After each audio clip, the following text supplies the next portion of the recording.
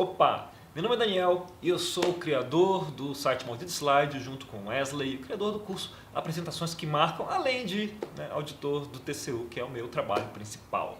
Nós estamos aqui então para mostrar que você vai ser capaz de fazer apresentações marcantes e também como você vai ser capaz de fazer apresentações marcantes.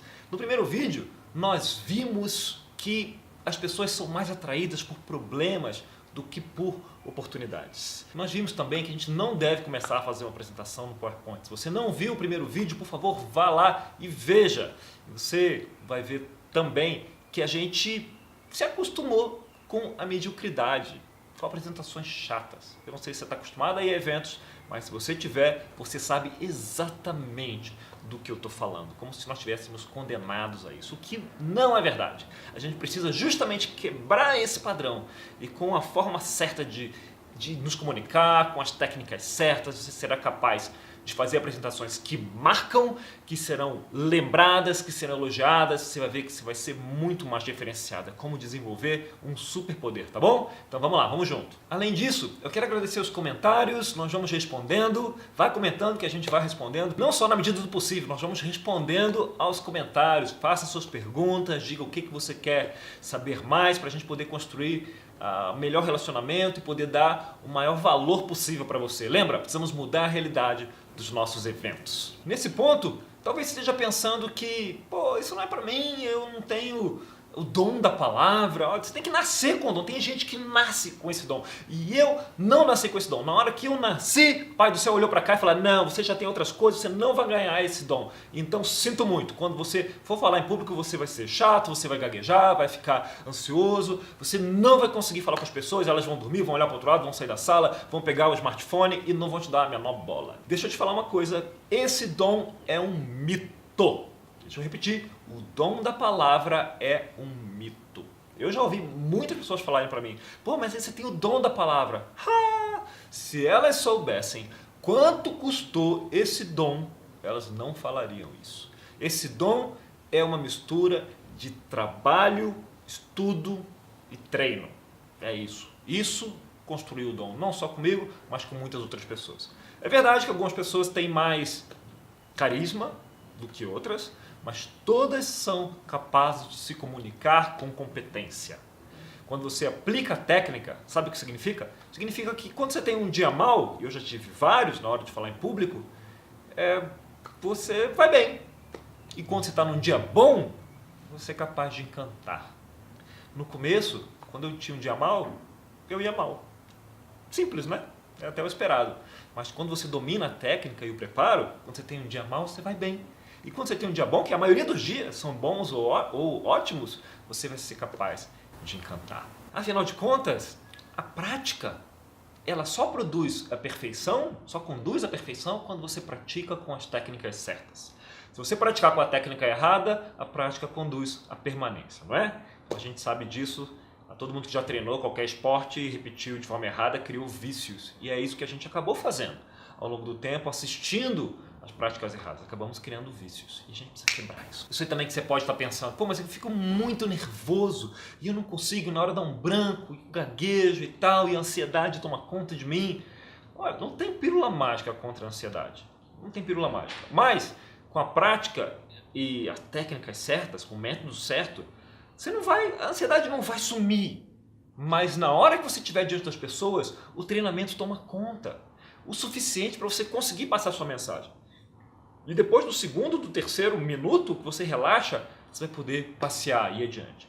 A única coisa que eu não vou poder te ajudar é se você fica tão ansioso, tão em pânico que você não sobe lá. Nesse ponto eu não consigo te ajudar. Se você fica tão ansioso que nem chega diante do microfone ou diante das pessoas, aqui eu não posso te ajudar, você precisa de uma outra ajuda profissional. Agora, se você é capaz de superar isso e chegar diante do microfone e abrir a boca, aí sim, eu posso te ajudar a marcar e a ser lembrado. Esse é o nosso objetivo aqui, pessoal, fazer apresentações que marcam e que vão ser lembradas depois de muito tempo, tá bom?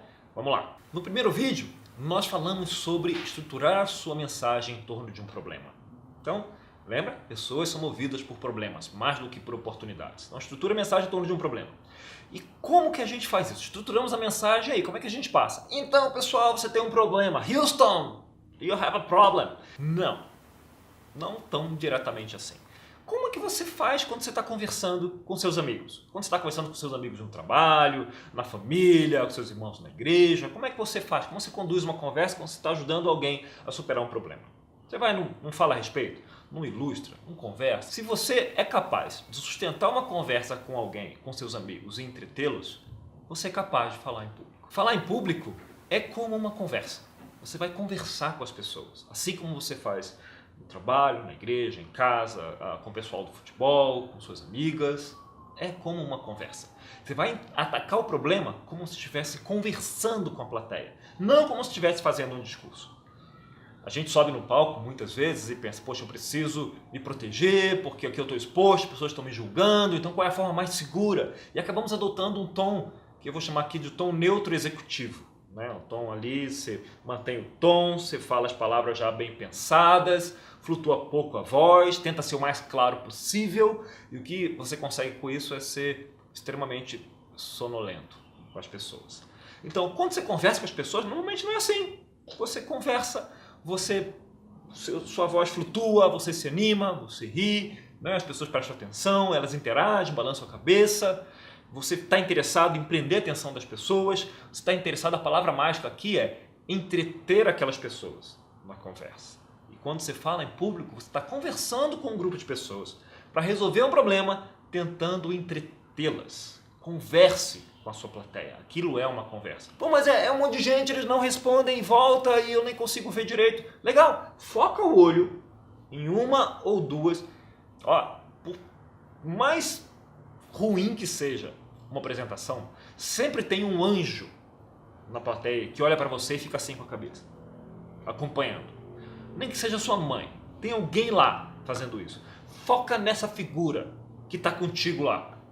E aí fala como se você estivesse conversando com ela. Claro que ela não vai responder de volta, senão ia atrapalhar. Mas está conversando com essa pessoa. Normalmente você vai ter 2, 3 pessoas espalhadas na plateia, pelo menos, que vão estar assim. Foca nelas, para te dar mais segurança e você levar a conversa adiante entretendo. As pessoas têm um sem número de entretenimento por aí. Tem celular, tem música, tem vídeo, tem notícia, tem tudo isso à mão ali do lado. Você precisa entretê-las. Elas estão ali, elas estão interessadas no que você quer falar. Senão não estariam ali, na maioria das vezes, estariam em outro lugar. Então elas já estão pré-interessadas. Você só precisa dar um mínimo de entretenimento para elas conseguirem focar sem muito esforço para você transmitir. Então vamos lá, não faça um discurso, tenha uma conversa. Foca no problema, tendo uma conversa. Já estrutura a sua mensagem como se fosse uma conversa para resolver um problema. Depois disso, como é que você faz quando você conversa? Você só passa a informação?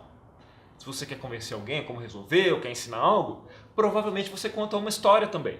Uma história de como aquilo funcionou, como funcionou na sua vida, como funcionou na vida do seu vizinho, do seu colega, ou por que aquilo é um problema, você conta uma história, aqui é um problema, porque aconteceu com fulano assim, assim, assim. Normalmente quando você conversa, você leva as histórias para dentro da conversa. E, pasmem, são as histórias que mantêm o interesse das pessoas. Eu canso de ver, a maioria das apresentações não tem história nenhuma história.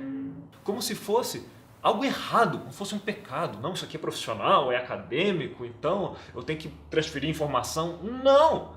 As pessoas se interessam numa conversa porque elas ouvem histórias, porque há contraste ali dentro, há interesse ali dentro. Uma apresentação que vai me manter ouvindo quem está falando é o meu interesse pela pessoa que está falando, por você.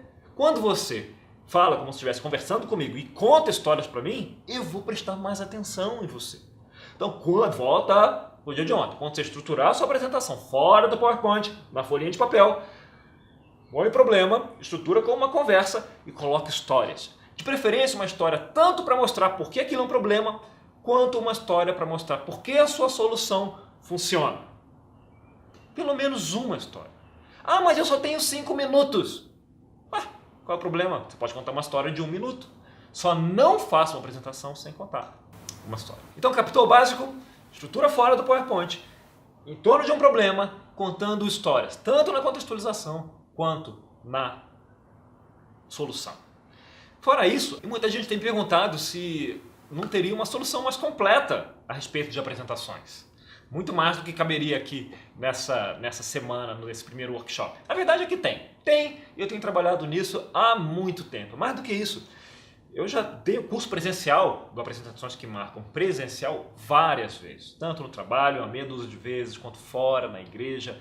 E o resultado tem sido realmente fabuloso. Pessoas me procuram muito, extremamente agradecidas, falando como mudou a relação delas com o palco, como tem aumentado o número de convites, e elas têm descoberto, muitas delas, que até são capazes de se divertir falando em público, que é a missão do Maldito Slide, né? Se divertir falando em público. Então, muitos têm descoberto isso, descoberto um prazer que eles nem desconfiavam aí que existia. Então, temos trabalhado nisso para converter esse material que faz tanto sucesso em pessoa para um material digital. Ele está praticamente pronto, deve ser lançado em breve, não vai ser barato, né? Tem dado muito trabalho, mas eu não quero falar disso agora. Agora eu quero lembrar do que a gente viu até aqui. Então até aqui nós vimos que nós precisamos quebrar o paradigma de apresentações que não marcam, apresentações que são chatas e nos levam a mais nos distrairmos do que a passar a informação que ela precisa passar. A gente deve estruturar a apresentação fora do PowerPoint, em torno de um problema e contando histórias. Um outro ponto que muitas pessoas me procuram é sobre os slides. Os slides, na verdade, não são tão essenciais para a apresentação, né? Não são a mensagem, apesar de muita gente achar que fazer a apresentação é fazer os slides. Mas como isso é uma ansiedade de muitas pessoas, é uma insegurança, no próximo vídeo nós vamos falar mais de slides. Então não perca, fica de olho aí no seu e-mail, porque nos próximos vídeos nós vamos trazer essa dimensão dos slides e abordá-la um pouco melhor. Não deixe de comentar a respeito disso. Se você tem alguma dúvida também sobre slides ou qualquer outro assunto, comenta aí e a gente se vê depois da manhã, tá ok? Um abraço!